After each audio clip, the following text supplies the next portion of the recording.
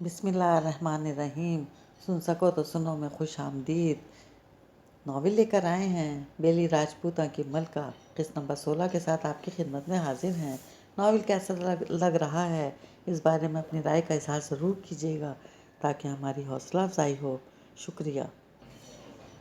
بڑے ٹھاکر کو ہرگز علم نہ تھا کہ آج جب قسمت کی دیوی ان کے در پر دستک دے گی تو دروازہ وہ خود کھولیں گے۔ انہوں نے اتفاق سے اسی وقت پھاٹک کھولا ہی تھا کہ دستک دینے کو اٹھا زہرا کا ہاتھ نیچے گر گیا۔ کون؟ وہ حیران ہوئے۔ سر کو سیاہ آنچل سے ڈھکے سنہری دمکتی رنگت، بڑی بڑی سیاہ آنکھیں، پیشانی پر بڑے بل اور انگارے سے پھوٹتی آنکھیں۔ یہ سندر سی مہیلا کون تھی بھلا؟ انہوں نے پہلے تو اسے گاؤں میں نہیں دیکھا۔ میم صاحب کہاں ہیں؟ وہ غرائی۔ شاید جنون اور دیوانگی میں اس کے ہوش و واش کام کرنا چھوڑ چکے تھے۔ میم صاحب سے ملنا ہے رتن بوا۔ وہ حیرت چھپائے شائستگی سے بوا کو آواز دینے لگا۔ ان کو میم صاحب کے کمرے میں لے جاؤ، میں اس ڈائن کا کمرہ خود ڈھونڈ سکتی ہوں۔ وہ تیزی سے کمرے کی سیڑھیاں پھلانگتی اندر بھاگتی چلی گئی۔ یہ کون ہے؟ رتن بوا آگے بڑھی۔ یہ ملکوں کی دھی ہے، ملک بدر غازاں کی منگیتر ہے۔ ٹھاکر رگھو ناتھ کو جیسے کرنٹ لگا تھا۔ بدر کی منگیتر اور ان کی حویلی میں میم صاحب کو ڈائن کہتی جارحانہ انداز میں داخل ہوئی ہے۔ کیا گتھی ہے بھئی؟ مگر جب ذہن کے پردوں پر مایا اور بدر کی ملاقاتوں کے چرچے لہرائے تو بطور اس کی منگیتر اس لڑکی کا فطری رد عمل جان کر جیسے ساری کہانی ان کی سمجھ میں آنے لگی۔ ہندوستان کے ہر گاؤں کی طرح ان کے گاؤں میں بھی کسی کا پردہ نہیں رہتا تھا۔ کون کیا کرتا ہے اس کا علم ہر کسی نہ کسی کو ضرور ہوتا تھا۔ وہ تیزی سے اندر لپکے۔ سیڑھیوں کے اوپر مایا کے کمرے کا دروازہ کھلا تھا۔ زہرا کے غصے میں برلت ہوتی ہوئی آواز سنائی دے رہی تھی۔ تم کیا سمجھتی ہو تم بدر کو مجھ سے چھین لو گی؟ ساری کڑیاں مل گئی تھی۔ وہ فوراً باہر کو دوڑے۔ زندگی نے انہیں بدر غازہ سے سارے بدلے چکانے کا ایک سنہری موقع دیا تھا اور اسے ضائع کیسے کر سکتے تھے؟ رام ناتھ جسونت نوکروں کو واضح دینے لگے۔ ایک انوکھا خیال ان کے ذہن میں بن رہا تھا۔ اگر سب چیزیں ویسی ہو جائیں جیسے وہ سوچ رہے تھے تو جی مہاراج۔ رام ناتھ دوڑتا ہوا آیا۔ جا کر تھانے دار سے بولو فوراً حویلی آئے، بڑے ٹھاکر نے بلوایا ہے۔ ان کی جان سے قیمتی اور اہم کام ہے۔ ان کو بولو دیر نہیں کرنی اور تازہ دم گھوڑا لے جاؤ جلدی۔ ہدایت دے کر وہ تیزی سے اندر کی جانب بڑھ گئے۔ تم کیا سمجھتی ہو تم بدر کو مجھ سے چھین لو گی؟ زہرا دھاڑ سے دروازہ کھول کر اندر داخل ہوئی تھی اور جو پلنگ پر ٹیک لگائے کسی کتاب کے مطالعے میں مگن تھی بے اختیار سر اٹھا کر دیکھنے لگی۔ تم خود کو سمجھتی کیا ہو میم صاحب؟ تمہیں لگتا ہے تم اسے مجھ سے چھین سکتی ہو؟ اجزا سے ڈھلک کر شانوں پر گر گیا تھا مگر وہ عجب حالت میں جنون کی بلند آواز میں چلا رہی تھی۔ تم جانتی ہو وہ میرے لیے کیا ہے؟ میں اس سے کتنا پیار کرتی ہوں، کیسے پاگلوں کی طرح بھاگی ہوں اس کے پیچھے اتنے برس وہ صرف اور صرف میرا ہی تو تھا، اس پر سارے حق میرے ہی تو تھے۔ مگر پھر شدت جذبات سے اس کی آواز رند گئی۔ پھر تم بیچ میں آ گئیں۔ آنسو اس کی پلکوں سے ٹوٹ ٹوٹ کر گرنے لگے۔ مایا اسی طرح پلنگ کی ٹیک سے کمر ٹکائے گردن اٹھائے اسے دیکھ رہی تھی۔ تم جانتی نہیں ہو تم نے مجھ پر کتنا بڑا ظلم کیا ہے۔ تم نے اسے مجھ سے دور کر دیا میم صاحب۔ آج تمہاری وجہ سے اس نے مجھ سے شادی سے انکار کیا ہے۔ وہ غصہ کہیں کھو گیا تھا، یہ نفرت تھی چیختی چہنداڑتی آواز میں بس، اور وہ بلک بلک کر رو رہی تھی۔ تم نے میرے سارے خواب توڑے ہیں، میرے حق پر ڈاکہ ڈالا ہے۔ تم ڈائن ہو میم صاحب۔ مگر تمہیں کیا لگتا ہے میں تمہیں اپنے ارمان اپنے خواب لوٹنے دوں گی؟ مایا اسی طرح گردن اٹھائے سپاٹ نگاہوں سے اسے دیکھ رہی تھی۔ اور تمہیں لگتا ہے یہ لال چوڑیاں پہن کر تم پھر سے کنواری انچھوئی بن گئی ہو؟ کیوں بھول گئی کہ تم بڑھتی ہوئی عورت ہو، ودوا ہو تم، ٹھاکر شیکھر کو کھانے والی ودوا؟ تم نے سمجھا تھا کہ گاؤں کی جھلی اور لڑکی ہے، اسے تم ولایت سے آئی اپنی باتوں سے بہلا کر بدر پر قبضہ کر لو گی۔ تیش پھر سے اس کی آواز میں ڈر آیا تھا۔ اس خوش فہمی میں مت رہنا کہ میں تمہیں بدر پر قبضہ کرنے دوں گی۔ जब तक मैं ज़िंदा हूँ वो शादी करेगा तो सिर्फ मुझसे, वरना मैं इसे भी मार दूँगी और ख़ुद को भी। वो तुम्हें भी नहीं मिलेगा मेम साहब। वो अब भी किसी मोमी मुजस्मे की मानिंद गर्दन उठाए इसे बेतासुर निगाहों से तक रही थी। ज़ोरा को लगा इसके पास कहने को अब कुछ नहीं बचा। वो पैर पटकती बाहर निकल गई। दरवाजे की धार से बंद होती आवाज़ पे माया ने गोद में रखी किताब फिर से खोल ली और मगन सी पढ़ने लगी। सीढ़ियाँ उतरते ज़ोहरा की ज़हनी हालत अबतर थी। जुनून के दश्त में कितने बरस इसने नंगे पाँव चलते काटे थे, और अब वो कहता था इसने तो कभी हौसला अफजाई नहीं की, कभी इसका जहन इस हवाले से नहीं बनाया, तो फिर चाची क्यों कहती थी कि वो इसका पूछता था। शायद चाची ठीक ही कहती थी, वो वाकई इसका पूछता था, लेकिन दाई खिलाई की बेटी की शादी का पूछने के बाद वो तो इसके मुलाजमों से भी अर्जा थी। वो आहिस्ता आहिस्ता जीने से उतर रही थी। काली चादर का सिरा जूती के नीचे आ रहा था। ढीली चोटी से चंद एक लटे चेहरे पर लटक रही थी। निगाहें दूर खला में जाने क्या ढूंढ रही थी। बिटिया रानी आइए ना। सीढ़ियों के दहाने पर ठाकुर रघुनाथ खड़े थे। इसे जीने उतरते देखकर न्याय शफ़क़त से हाथ का इशारा सामने अंग्रेजी तर्ज के दीवान खाने की तरफ किया, जहाँ बड़े बड़े सोफ़े रखे थे। ज़ोरा ने आखिरी सीढ़ी पर कदम रखते सर उठाकर खाली खाली निगाहों से बड़े ठाकुर को देखा। आइए बिटिया रानी, इधर बैठिए। उन्होंने इसका रास्ता कुछ इस तरह से रोका कि जहाँ इसके बाजू का इशारा था। ज़ोरा इधर ही मुड़ गई और सीधी चलती सोफ़े पर बैठ गई। भाई, आज तो हमारे गरीब खाने को रौनक बख्शती है। बिटिया, कहिए क्या पियेंगी? हाँ, वह वीरान निगाहों से बड़े ठाकुर को देखती रही। इसके आवाज़ सुन हो चुके थे, सही गलत हत्ता के शाने पर ढलकते आंचल तक का ख्याल ना आया। रूपा देवी, बड़े ठाकुर ने आवाज़ दी तो रूपा फौरन बगली दरवाजे से निकलकर हाजिर हुई। जी महाराज, हमारी बिटिया के लिए शरबत ले आइए। रूपा ने एक मुतासिफ निगाह ज़ोरा के खुद से बेगाना वजूद पर डाली। किधर फंस गई है जी? चाहता है झंझोड़ कर जगा दूँ मगर, और हाथ बांधे पलट गई। छोटे मालक को इलम है कि आप इधर आई हैं बिटिया? इसने आहिस्ता से नफ़ी में गर्दन हिलाई। बदर की बेरुखी और ख़ुद पर ढाया जाने वाला ये जुल्म इसे जैसे बेखौफ और बेहिस कर चुका था। सारे एहसासात ही मर गए थे। बताइएगा भी नहीं इसे, वो हमें पसंद नहीं करता। वो कदरे राजदारी से गोया हुई, और चिंता मत कीजिएगा, हम भी नहीं बताएंगे। इसने बेतवज्जी से जज्बात में गर्दन हिला दी। वो तो शायद ठीक से सुन भी नहीं रही थी कि वो क्या कह रहे थे। जहन में वही आवाज़ गूंज रही थी, तो फिर मैं खुश नहीं रहूँगा। बदर अच्छा आदमी है, इसने हमें बचा लिया, वरना मेम साहब ने तो हम पर केस कर दिया था कि हमने शेखर को मारा है।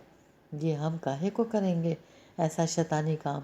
मगर ये तो बदर का बड़ापन था कि इसने मेम साहब पे जोर देकर मामला संभाल लिया। मेम साहब बहुत मानती हैं बदर की। ज़ोरा ने अब की बात सर भी ना हिलाया। वो दीवार को तकते कहीं दूर निकल गुम थी। तुम भी किसका गम करती हो ज़ोरा? माया लोगों को अपने साथ चलने तो देती है, मगर इनके हाथ नहीं पकड़ती। रूपा ने चांदी की तश्तरी इसके सामने की, जिसमें शरबत केवड़ा से भरा जाम था।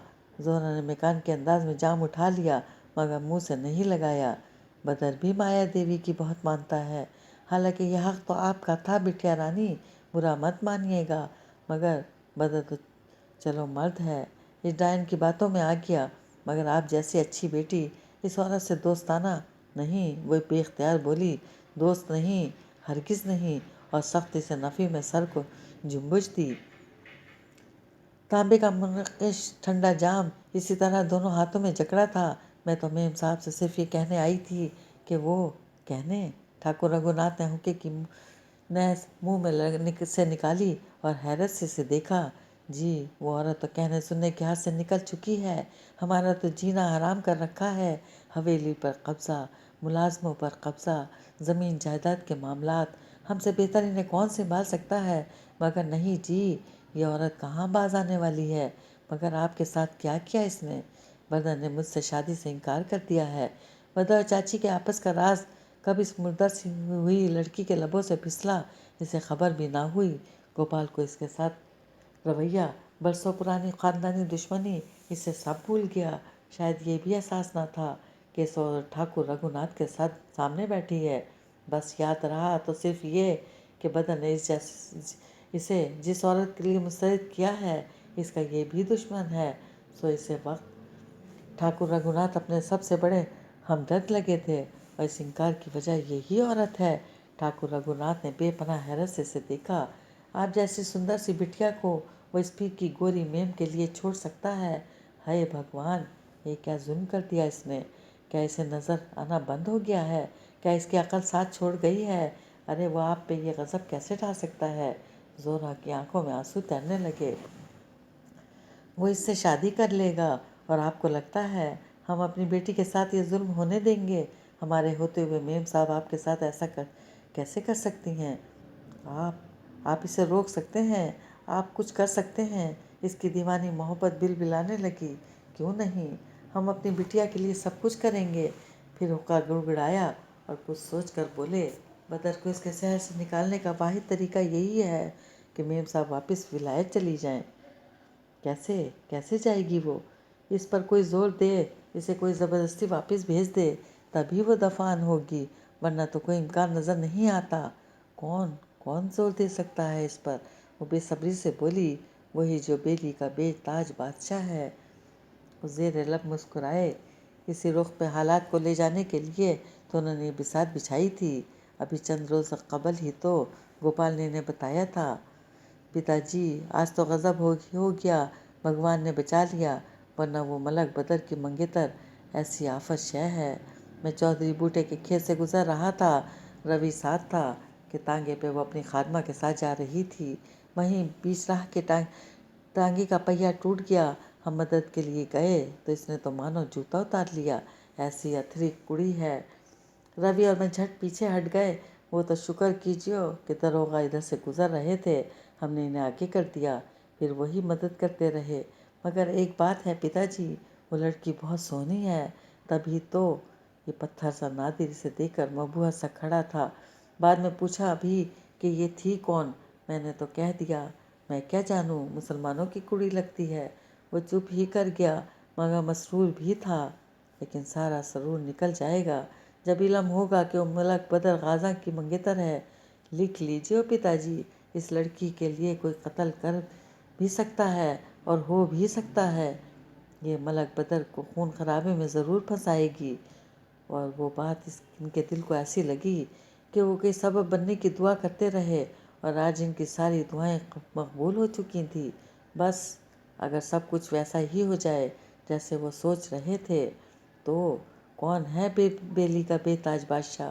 वही बिटिया रानी जो हमारे हिंद के हर गांव का बादशाह होता है, थानेदार बादशाह। और इसी पल खादिम ने इतला दी, दरोगा जी तशरीफ़ लाए हैं महाराज, अंदर ले आओ। वो फौरन उठ खड़े हुए। खादिम के पीछे इंस्पेक्टर नादिशाह दाखिल हुआ।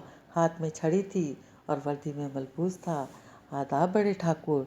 बड़े ठाकुर ने हाथ जोड़कर जवाब दिया, बैठिए महाराज। नादिशाह ने सोफे पर बैठते हुए इर्द गिर्द का जायज़ा लेती निगाह दौड़ाई और एकदम ठिठका। सामने सोफे पर वो गुमसुम सी लड़की बैठी थी जिसकी सियाह चादर शानों पर ढलकी थी और ढीली चोटी में से बाल निकलकर चेहरे के गिर्द बिखरे थे। कच्ची उम्र की मासूमियत चेहरे पर बिखरी थी। मातम गुनाह सी सोगवार आंखें दीवार पे मरकूज किए वो कहीं दूर गुम थी।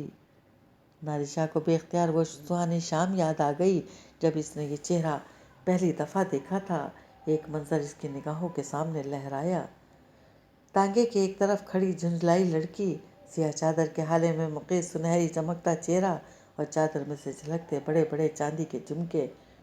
बार बार माथे पे झूलती लट को कान के पीछे उड़सती, मदद के लिए शुक्रगुजार होती। उजरत में टांगे पे दोबारा चढ़ती लड़की जिसे एक एक पल याद था, वो इसे भूला ही कब था। बड़े ठाकुर ने इसका ठिठकना और मबूहत होना बहुत गौर से देखा था। वो ज़ेर लब मुस्कुरा दिए, तीर बिल्कुल निशाने पर लगा था। महाराज, इनके पुकारने पर वो संभल गया। जी ठाकुर साहब, इनसे मिलवाना था आपने। नादिर का मामला बदर से मुख्तलिफ था। वो बेली का थानेदार बादशाह था और इस बादशाहत को कायम व दायम रखने के लिए जहाँ इसको सब अपना रूप दबदबा रखना होता था, वहाँ दरपर्दा दोस्तियाँ और ताल्लुकात भी कायम रखे हुए था। ठाकुरों से इसकी इतनी अच्छी दोस्ती थी जितनी बदर गाजा से थी। इसे इलम था कि ठाकुर इसकी डकैती की वारदातों से आगाह थे। सो वो भी इनकी कई बार धंधों से आंखें बंद कर लेता था। गैर कानूनी शराब के बनाने में ठाकुरों का पूरा खानदान मुलविस था, मगर कोई इन्हें गिरफ्तार ना करता था। नादिशाह से इलाके के लोगों को शिकायत हरगिज न थी। वो तफ्तीश और सुराग रसानी के अमूर का माहिर समझा जाता था। नकब लगे राहजानी की वारदात हो या दिन दहाड़े दूर कत्ल का वाक़या हो, वो पूरी जाँफिशानी से तफ्तीश करके मुजरिमों को पकड़ लिया करता था। एक तरफ इसने लोगों को इनके काम करके राम कर रखा था, तो दूसरी तरफ ठाकुरों और बदर गाज़ा को इनकी कमज़ोरियाँ ढूंढ कर बदर गाज़ा जैसा शख्स जिसे अपनी डकैतियों का पर्दा रखने के लिए चाहिए था, ऐसा शख्स जिसे वो एक बागी हीरो के तौर पर पेश कर सके, जो बस ये जानता हो कि सब कुछ किसी ख़ास मकसद के लिए किया जा रहा है, जिसे अंग्रेज़ी साम्राज्य से बगावत का झांसा देकर अपने तय रॉबिन हुड बनाकर वह हथियाया हुआ सारा माल खुद हजम कर ले, इतनी सफाई से कि किसी को इल्म ना हो। गांव में नादिशाह बदर गाज़ा बहुत मजबूत हलीफ तस्वुर किए जाते थे, इतने बेहतरीन दोस्त जिनके पक्के इत्तेहाद के बाइस इनको ज़रूर ज़रर पहुंचाना मुश्किल था। इस पक्के इत्तेहाद में जब राहज़नी की अधूरी वारदात की दरार पड़ी, तो बड़े ठाकुर की खबर सुनते ही एक उम्मीद सी बन चुकी थी कि वो कोई पत्ता खेल कर नादिशाह को बदर की पुष्पनाही से हटा सकते हैं। हमारी बिटिया रानी आपसे कुछ कहना चाहती थी, इन्हें कुछ शिकायतें थीं। बोलो बेटा। जोरा जैसे किसी ख्वाब से जागी थी। सामने सोफे पर बैठा थानेदार इसे बागौर देख रहा था। इसने घबरा कर ढलका आंचल सर पर दुरुस्त किया। इसे एहसास होने लगा था कि कहीं कुछ बहुत गलत हो गया था। इसे यहाँ नहीं आना चाहिए था। वो गलत जगह पर गलत लोगों के बीच बैठी थी। बताइए बेटिया, दरोगा जी किसी को भी घंटे भर में धक्के देकर गांव से निकलवा सकते हैं, और इसने यकीन कर लिया। दरोगा जी, आप माया मेम साहब को यहाँ से निकलवा दें। नादिशाह बुरी तरह से चौंका। मेम साहब को? मगर क्यों? वो डायन मेरे घर में फिसाद डाल रही है। बड़े ठाकुर इस अवस्था में उठकर साथ वाले कमरे में चले गए, ताकि दोनों को बज़ाहिर तन्हाई देकर वो पर्दे के पीछे से तमाम गुफ्तगू भी बआसानी सुन सकें। किस किस्म का फिसाद? बीबी कुछ वजाहत करें। जाने वो इतनी खूबसूरत लड़की कौन थी? वो मेरे मंगेतर पर डोरे डाल रही है। वो इसे मुझसे अलग कर देगी। मंगेतर, ये लफ्ज़ नादिर को चाबुक की तरह लगा था। कौन कौन है आपका मंगेतर? ठाकुरों का कोई लड़का? आप ठाकुरों की क्या लगती हैं?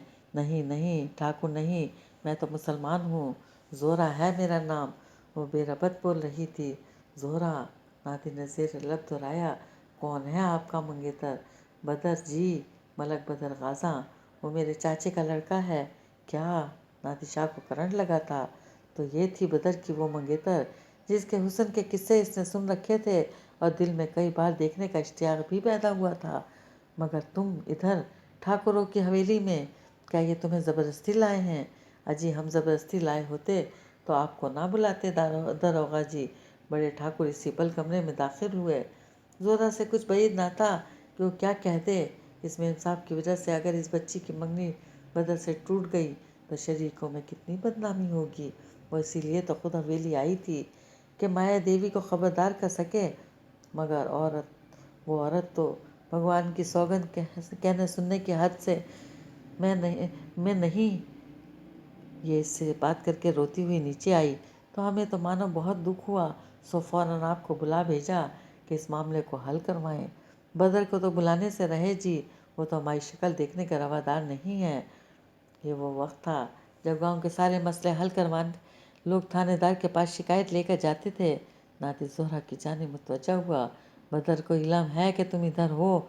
नहीं। वो घबरा उठी। खुदारा, आप इन्हें मत बताइएगा। तुम्हें इधर नहीं आना चाहिए था।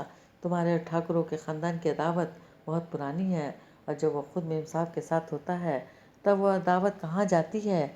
इसकी आंखें झुंझलाने लगीं। मेम साहब की बात और है, वो राजपूत नहीं है।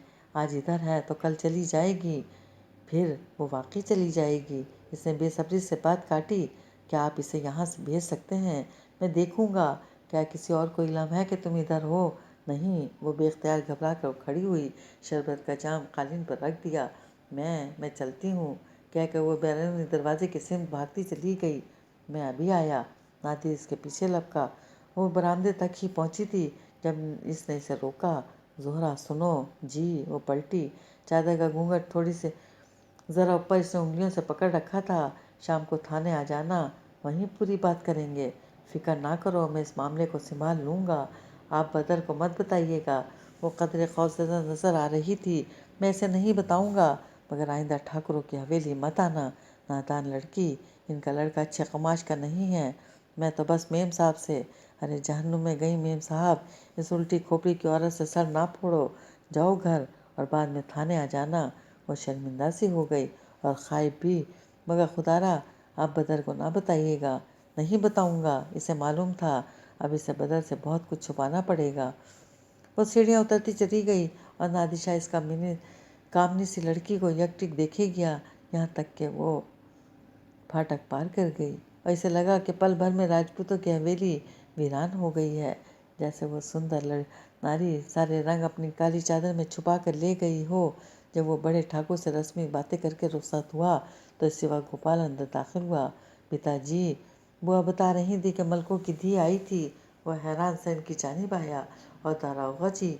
ठाकुर रघुनाथ के चेहरे पर गहरी होती शातिर मुस्कुराहट देखकर इसने फिक्रा लबों पर रोक दिया। क्या चक्कर है पिताजी?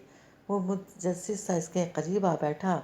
हमारे पुरखे कह गए हैं पुत्र के इंसान में 3 तरह के झगड़े होते हैं, जन जर और ज़मीन के। हमने सोचा अगर बदर गाजा और नादिर शाह ज़र और ज़मीन पर नहीं झगड़ते तो जन पर ज़रूर झगड़ेंगे। मालूम नहीं पिताजी। वो कुछ कुछ समझ रहा था। वो साला क्यों झगड़ेगा इस औरत पे? वो तो मेम साहब के चक्कर में है। भाड़ में जाए मेम साहब। वो बदमज़ा हुए। साली ने हमें किसी गोरख धंधे में फंसा दिया है। जाने कौन मार गया शेखर को और इस औरत ने अजाब गले डाल दिया। नादिर शाह जितना हमारा दम भरे, अगर इसका अपना मुफाद हो तो हमें धरने से गुरेज नहीं करेगा। और अभी हम मुकम्मल तौर पर इस केस से नहीं निकले। और ऊपर अपने कमरे से निकलती माया ठहर गई तो क्या ये दोनों शेखर के कत्ल में वाकई मुलविस नहीं? वह हैरान सी सोचती रह गई। फिर कौन कत्ल कर सकता है इसे? फिर सर झटक कर सीढ़ियाँ उतरने लगी। इसके जूतों की टिक टिक इन दोनों ने चौंक कर सर उठाया और नीचे उतरते पाकर बिल्कुल खामोश हो गए। वो इन्हें मुकम्मल तौर पर नज़रअंदाज किए बाहर निकल आई। अभी रूपा ने इसे बताया था कि खोजी कर अमिलाई से मिलने वाला आया है। कहता है कोई ज़रूरी काम है, वो इसीलिए नीचे आई थी।